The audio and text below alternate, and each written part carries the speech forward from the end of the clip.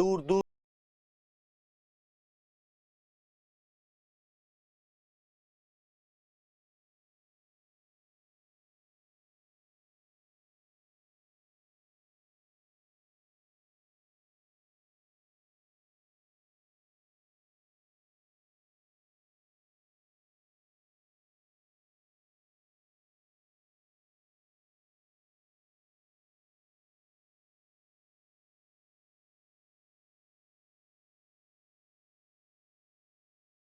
तो मुसलमान नहीं है।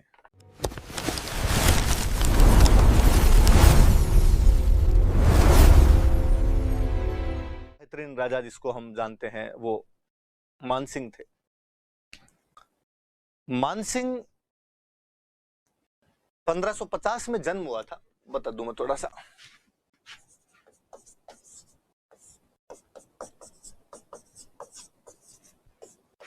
1550 में जन्म हुआ था और जैसा कि हम पढ़ते हैं कि 1562 में तो जयपुर वालों ने अकबर से संधि कर ली थी। 12 साल का था ये। तब से लेके टिल डेथ 1614 तक लगातार लड़ाइयों के अंदर ही रहा था। अकबर के शासन तभी ये चला गया था और उसके बाद में इधर उधर युद्धों वगैरह में सब जगह व्यस्त ही रहा था। याद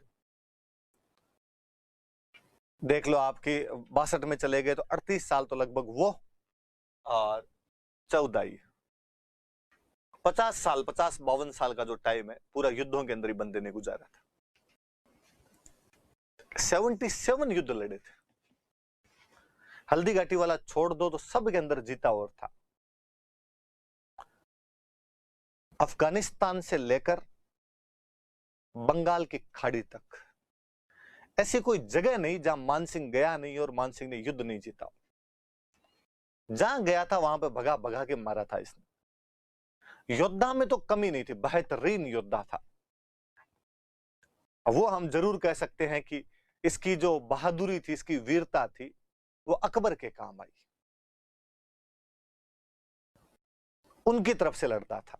वो जो लालू प्रसाद यादव का वाजपेयी जी के बारे में बयान था, एक बार वाजपेयी जी का कल ही बर्थडे निकला। लालू प्रसाद यादव ने एक बार वाजपेयी जी के बारे में कहा था कि आदमी सही है पर पार्टी गलत है। बंदा तो सही है यार वाजपेयी, बीजेपी गलत ज्वाइन कर रखी है इसने। आप मान सिंह के बारे में वैसा ही कह सकते हैं कि योद्धा तो बहुत अच्छा था, पार्टी उधर वाली के अंदर चला गया था वो बंदा। अकबर भी इस बात को समझता था कि यार योद्धा है बहुत अच्छा। कहते 1589 में जब भगवान दास की डेथ हुई थी तब ये बिहार था। वहां से जयपुर आया। 1590 के अंदर जयपुर में राज तिलक कर दिया गया। 1590 में जब इसे राजा बनाया गया था तब इसे 5000 का मनसबदार बनाया गया। मनसबदार मेरे बताया हुआ आपको, मुगलों में एक पोस्ट हुआ करती थी। मनसब अरबी भाषा का शब्द है। मनसब का मतलब ही पद होता है। मनसबदार बनाया गया था इसको। अकबर ने अलग अलग जगह पर इसकी पोस्टिंग की, हम पढ़ेंगे अलग अलग जगह इसकी खूब सारी। मरते मरते अकबर 1605 में अकबर मरा था। 1605 में मरने से पहले अकबर इसको 7000 का मनसबदार बना गया था। कहते हैं 5000 से ऊपर के मनसब अकबर ने किसी हिंदू राजा को दिए नहीं थे। 5000 से ऊपर के मनसब केवल मुगल राजकुमारों को ही मिलते थे। केवल 2 लोगों को ही उसने 5000 से ऊपर के मनसब दिए थे 7000 के। एक तो मानसिंह को, एक मिर्जा अजीज कोका को। तो मिर्जा अजीज कोका तो फिर भी उसका दूर दराज में रिश्तेदार लगता था। किसी हिंदू राजा को इतना बड़ा मनसब यदि किसी ने दिया था तो अकबर ने मानसिंह को दिया था। जब वो 1605 में उसे कितने का मनसबदार बना देता है? 7000 का। दोनों बातें याद रखना कि राजतिलक के समय उसे कितने का मनसब दिया गया था? तो 5000 का दिया गया था। 1605 में अकबर उसका मनसब बढ़ाकर कितना कर देता है? तो कितना कर देता है? 7000। बहुत बड़ी बात थी उसमें 7000 का मनसब। हम जो पढ़ते हैं कि 1569 में 1569 में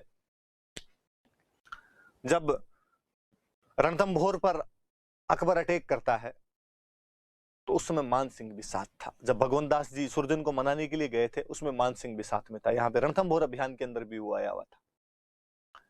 जब वहां गुजरात के अंदर विद्रोह चल रहे थे उनको दबाने के लिए भी इस आदमी को भेजा गया था। तो अपनी प्रतिभा जब इन छोटे मोटे अभियानों में अपनी प्रतिभा दिखाई तो अकबर को लगा यार ये बंदा एकदम काम का है। और अकबर ने एक बेहद संवेदनशील जगह पर इसकी पोस्टिंग कर दी, काबुल। काबुल में अकबर का एक भाई और था, मिर्जा हकीम। दूर में थोड़ा सा रिश्तेदारी में भाई लगे, और मिर्जा हकीम ने काबुल में अपने आप को बादशाह घोषित कर दिया। उसने कहा ये बादशाह नहीं, अकबर नहीं है बादशाह, बादशाह मैं हूं। तो काबुल में उस मिर्जा हकीम ने विद्रोह किया 1580 के आसपास में। उस विद्रोह को दबाने के लिए मानसिंह को भेजा गया कि मानसिंह जाओ और यार उस विद्रोह को दबा के आओ। एक बार मानसिंह वहां गया और बाद में तो इतना सफल रहा कि अकबर ने 6 साल वहीं रखा था इसको। 1581 से 1586 के बीच में ये काबुल के अंदर ही था, 6 साल तक लगभग काबुल का सूबेदार रहा था। काबुल या अफगानिस्तान वो जगह रही है जो कभी किसी के कंट्रोल में नहीं आई। मुगल जोर मार के मर गए थे, पर काबुल कंट्रोल में नहीं आया उनके। अंग्रेजों ने खूब अभियान किए, अफगानिस्तान पर कब्जा नहीं कर पाए। रसिया आया था 1970 के आसपास में, जान के लाले पड़ गए थे वापस जाने के लिए। अमेरिका 2003 से घुसा हुआ है बेचारा, पर ना उगलते बने ना निगलते बने। सोचो, जिस देश पर लगातार बमबारियां की जाती हो, उसके बावजूद उस देश के लोग लड़ने के लिए तैयार ही रहते हैं। आबो हवा ही कुछ ऐसी है, बच्चा बच्चा रॉकेट लॉन्चर लेके घूमता रहता है, उनके लड़ाई करने के लिए तैयार रहता है। इस पूरे मुगलों से लेके और ठेठ आज दिन तक अफगानिस्तान में 2 ही लोग सर्वाधिक सफल रहे। अकबर के टाइम में मानसिंह, औरंगजेब के टाइम में जसवंत सिंह। इनके अलावा कोई भी यहां पर कभी भी सफल नहीं हो पाया था। ये 2 लोग यहां पर सफल हो गए थे। कहते लंबे टाइम तक, जब तक तालिबान नहीं आ गया था वहां पर, तब तक अफगानिस्तान में मान सिंह के नाम से तो मान रोड, मान महल तक बने हुए थे। तालिबान ने ना के वो नाम वाम सब उनके चेंज किए थे, एकदम मान रोड के, मान महल के वो नाम वगैरह चेंज कर दिए थे। तो मान सिंह जब वहां काबुल के अंदर रहा तो मिर्जा हकीम वाला विद्रोह तो दबाया ही। बाद में अकबर ने इसको कहा कि तू वहीं रहे। वहां कबीले थे, अफगानों के अलग अलग कबीले थे। रोशनिया कबीला, यूसुफजई कबीला, यूसुफजई जो आप ये पढ़ते हो, मलाला यूसुफजई, ऐसे कबीले थे। इसने वहां पे 5 कबीले जीते थे। ट्राइब, कबीले मतलब ट्राइब्स। 5 कबीलों को हराया।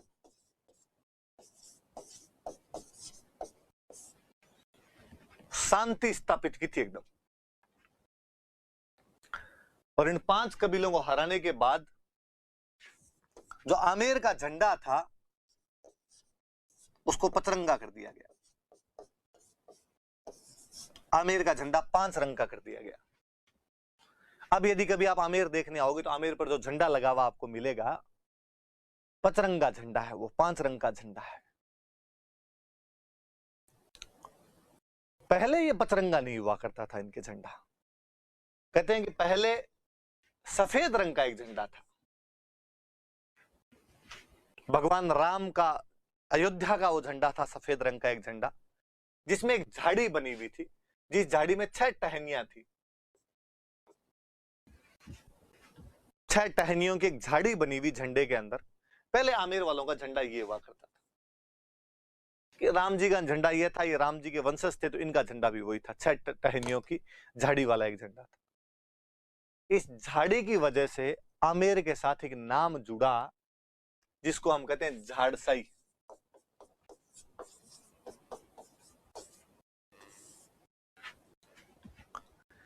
इसलिए कोई पूछे कि झाड़साई वंश कौन सा है तो कछवाहा। झाड़साई राजधानी पूछे तो आमेर। फिर कोई पूछे झाड़साई सिक्के किसके थे, झाड़साई पगड़ियां किसके पास थी, झाड़साई जूतियां किसके पास में थी, तमाम उत्तर आमेर है। जहां झाड़साई देखो वहां पे आंखें बंद करके आमेर कर देना, दूसरा कुछ भी लिखने की आवश्यकता ही नहीं। ये झाड़साई क्यों था तो याद रखना कि पहले आमेर के झंडे का रंग सफेद था, जिसमें 6 टहनियों की एक झाड़ी बनी हुई थी, इसलिए झाड़साई नाम उससे जुड़ा। कालांतर में मान सिंह ने अफगानिस्तान के 5 कबीले जीत लिए थे, इसलिए आमेर के झंडे का रंग कैसा कर दिया था, पचरंगा कर दिया था उसके बाद।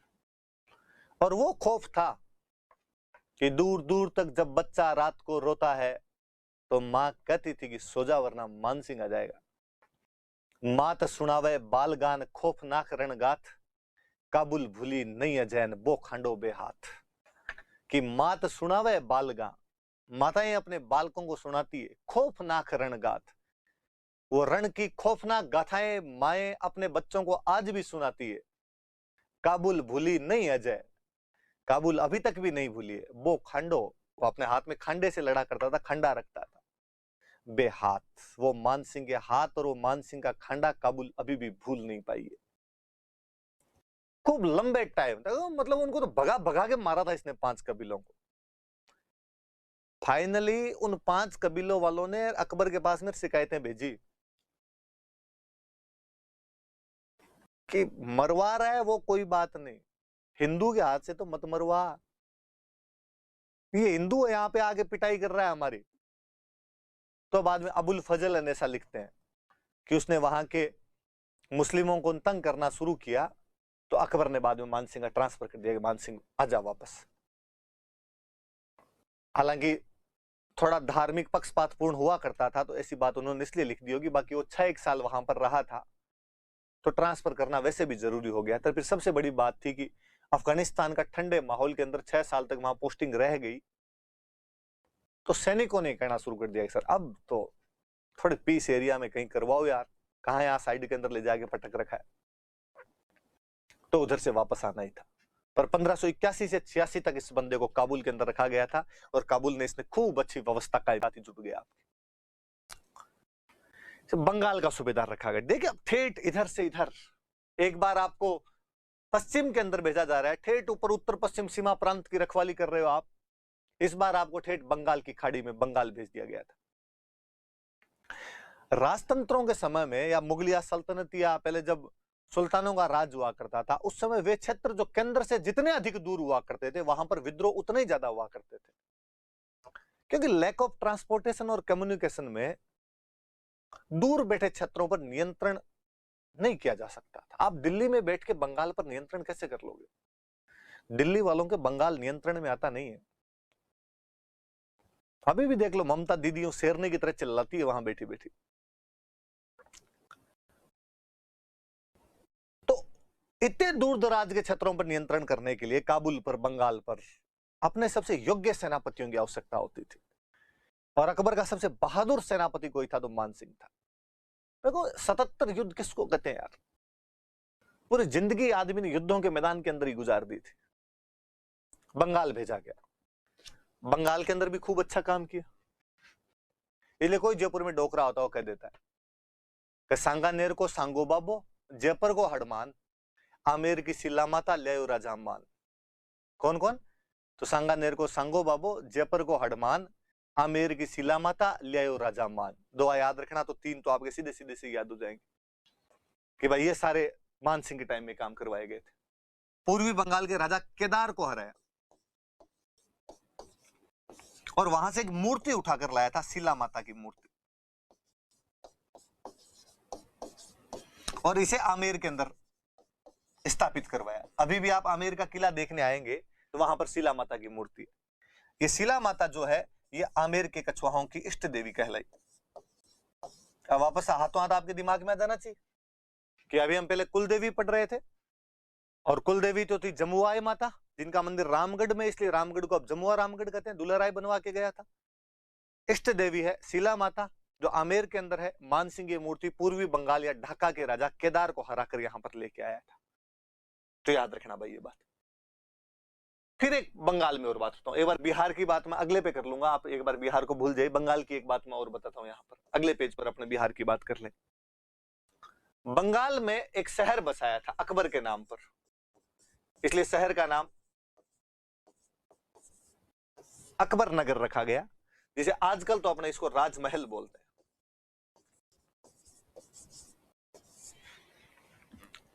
राजमहल बोलने लग गए थे बाद में इसको।